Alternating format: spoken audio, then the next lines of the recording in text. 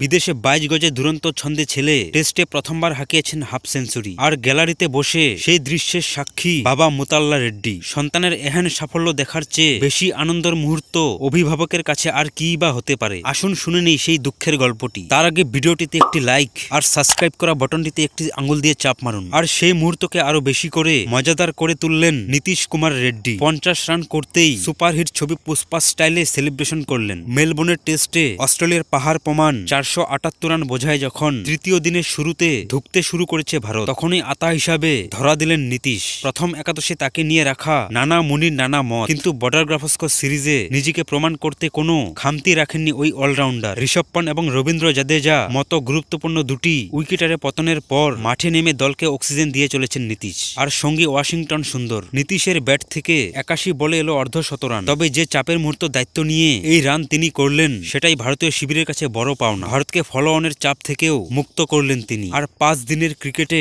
প্রথমবার half century করেই একেবারে পুষ্পা আল্লু অর্জুনের সিগনেচারের স্টাইলে করলেন সেলিব্রেশন। ব্যাট হাতে বোঝালেন ঝুঁকেগা নেহি। গ্যালারিতে তখন উচ্ছ্বাস তারকা বাবার। বর্তমানে সোশ্যাল মিডিয়ার চর্চায় এই দৃশ্যের ভিডিও। এই অর্ধশতরানের সৌজন্যে কিংবদন্তি অনিল কম্বলেরও মাইলস্টোন স্পর্শ করে ফেললেন নীতিশ রেড্ডি। অজি ভূমে 8 নম্বরে ব্যাট করে হাফ সেঞ্চুরি রেকর্ড গড়লেন তিনি। চলতি সিরিজে ব্যাট হাতে নজর কেড়েছেন দক্ষিণী ক্রিকেটার। ভারত টেস্টে 41 ও 38 রানে নট আউট ছিলেন। এডিলেডে 2 ইনিংসে 42 করে রান এসেছিলেন তার ব্যাট থেকে। গাব্বায় 16 রানে আউট হলেও মেলবোর্নে আবারও ফর্মে তিনি।